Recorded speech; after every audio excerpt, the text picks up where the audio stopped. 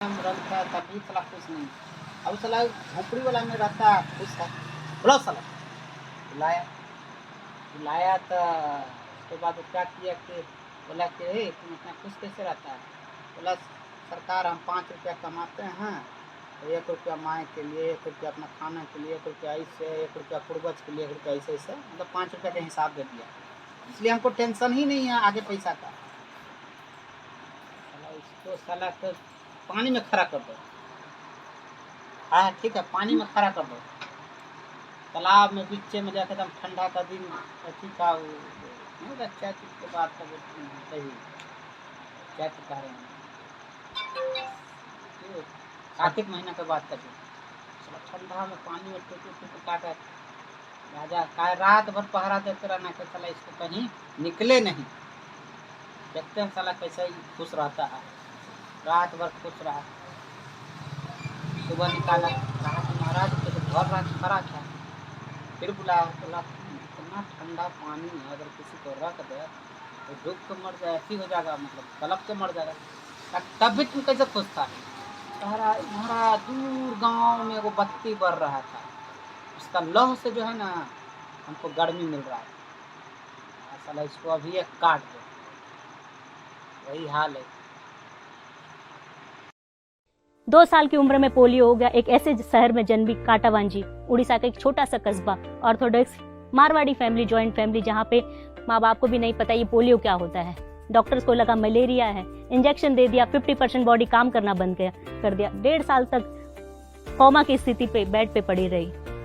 माँ ने हार नहीं मानी, बाप ने हार नहीं मानी। उन्होंने कहा नहीं हम बच्चे का केयर करेंगे, मालिश किए, हर नीम हकीम सबके पास लेके गए, पर पता नहीं आगे फ्यूचर क्या होगा। 4 साल की एज में मैं चलना वापस से सीखी, लड़खड़ाते हुए, गिरते हुए, भागते हुए आगे फिर से मैं चलना शुरू किया।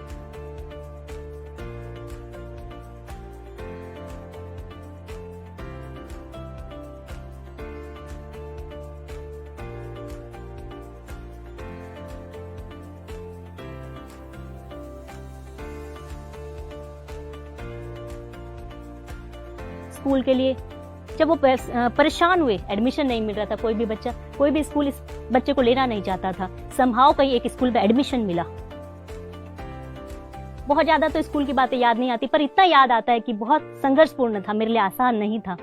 स्कूल जाती थी, रास्ते में कुछ बच्चे खेलते होते तो वो चिढ़ाते थे, लड़खड़ाते थे, एक्ट करते थे और पत्थर भी मारते थे। इग्नोर करती थी, मैं उधर नहीं देखती थी। ऐसा लगता अगर आज मैंने इनको देख लिया, अपने आप को रोक लिया, तो मैं कभी आगे नहीं बढ़ पाऊंगी। वो 4 किलो का बस्ता, वो 1 किलो का टिफिन, वो 1 किलो का पानी बोतल आज भी याद आता है। जब मैं निकलती थी स्कूल से घर जाने को, लंबा सा सफर लगता था, कोई साथ चलने को तैयार नहीं होता था, धीरे धीरे रुकते हुए अकेले घर आती थी, क्योंकि शरीर में पोलियो था, मन में पोलियो नहीं। स्कूल की पढ़ाई कंप्लीट हुई, आगे डॉक्टर बनने की इच्छा थी। माँ बाप को कहा तो पापा ने कहा कि नहीं, हमारी फाइनेंशियल पावर इतनी नहीं है।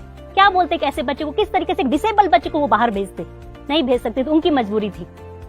समहाउ मैंने कॉमर्स लिया, जो एक कॉलेज था छोटे से गांव पे, वहां कॉमर्स की पढ़ाई कंप्लीट की, ग्रेजुएशन कंप्लीट किया।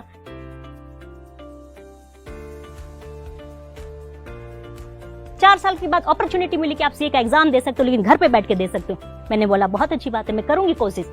जिस समय सीए की पढ़ाई शुरुआत की ना, तो मुझे डेबिट समझ में आता था, क्रेडिट समझ में आता था, मैं भूल चुकी थी अकाउंट्स। फिर भी कोशिश किया, घर पे बैठ के 1 महीना कोशिश की। वहां से उस समय 30 या 40 बच्चे ने गांव से एग्जाम दिया था, मैंने टॉप किया। माँ बाप को साहस आया कि बच्ची कुछ कर सकती है, इसे पढ़ने का और मौका देना चाहिए। आगे पढ़ने के लिए मैं शहर गई। शहर पे इतना बड़ा शहर था, पहली बार तो मैं 1000 बच्चों को देखा। कहाँ छोटे से गांव में 50 बच्चों के साथ पढ़ी हुई। बहुत मेहनत की, ऐसा नहीं कि जिंदगी में स्ट्रगल नहीं करना पड़ा, पर मुझे कभी समझ में नहीं आया कि स्ट्रगल क्या होता है। वो आम लोगों को दिखाई देता कि हमारा शरीर काम नहीं देता, लेकिन मन में कभी नहीं था। मन से अगर हार जाती तो मैं आज हार जाती। सीए कंप्लीट हुआ, मैंने 6 महीने पहले कंप्लीट किया और मुझे अपने ही कोचिंग इंस्टीट्यूट में बेस्ट स्टूडेंट का अवार्ड मिला। उस समय मैंने टॉप किया।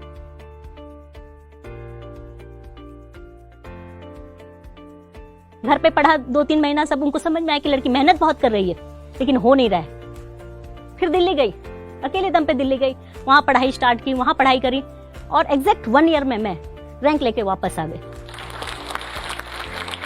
यूपीएससी की लिस्ट में मेरा नाम आया, सबका नजरिया चेंज हो गया। मैं बचपन से क्विक डिसीजन रही हूँ, मैं सोच लेती कि मुझे ये करना है तो मैं करके रहती थी, चाहे वो भीड़ से अलग होता है। भीड़ हमेशा क्रिटिसाइज करता है, कि क्यों कर रही हो, पगला गई हो। जब मैं सीए से आईएएस बनने का सोचा तो भी लोगों ने यही कहा, तुम्हें पता है तुम सीए भी नहीं रहोगी, आईएएस भी नहीं रहोगी।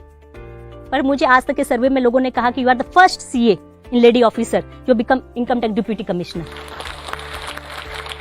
उड़ीसा के छोटे से जगह से पली हुई।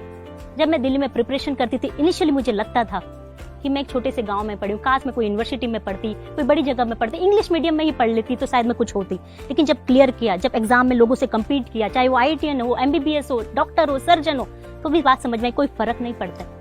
किताबें वही सेम है, ABCD वही सेम है, A वही सेम है। पढ़ने का जुनून आपका अलग है। आप उस किताबों की शिद्दत से पढ़िए, मेहनत से पढ़िए, वही आपको आगे लेके जा सकता है। आज की दुनिया में कोई चीज आपको आगे ले जा सकती है सिर्फ एजुकेशन और परिश्रम और विल पावर। मुझे एक बात याद आती है कि जब मेरा एक डॉक्टर जिन्होंने अटल बिहारी वाजपेयी जी का ऑपरेशन किया था घुटनों का, उन्होंने जब मेरा रिपोर्ट देखा, मेडिकल रिपोर्ट, तो उन्होंने एक बात बोली कि सारिका, हमें लगता नहीं है कि तुम चल सकती इस मेडिकल रिपोर्ट के हिसाब से, लेकिन तुम चल रही हो सिर्फ विल पावर के कारण। और दुनिया में कोई चीज आपको बदल सकती है जो अद्भुत, अकल्पनीय, अविस्मरणीय, अद्वितीय कुछ हो सकता है तो सिर्फ पढ़ाई है, एजुकेशन है, सोसाइटी का डेवलपमेंट हो सकता है। लोगों की बातों पे बच जाइए, लोग तो पांव खींचेंगे। हमेशा आपको ये बोलेंगे तुम क्यों कर रहे हो, तुम्हें क्या जरूरत है, तुम्हारी ड्यूटी करो। पर मेरी सोच है कि मन में आई है, इच्छा आई है, तो मुझे उसे करके जाना है। मंजिल मेरी कहाँ है, वो मुझे लेके जाएगी। अगर रास्ते हैं तो ख्वाब है तो मंजिलें हैं तो फासले हैं तो हौसले हैं तो विश्वास है।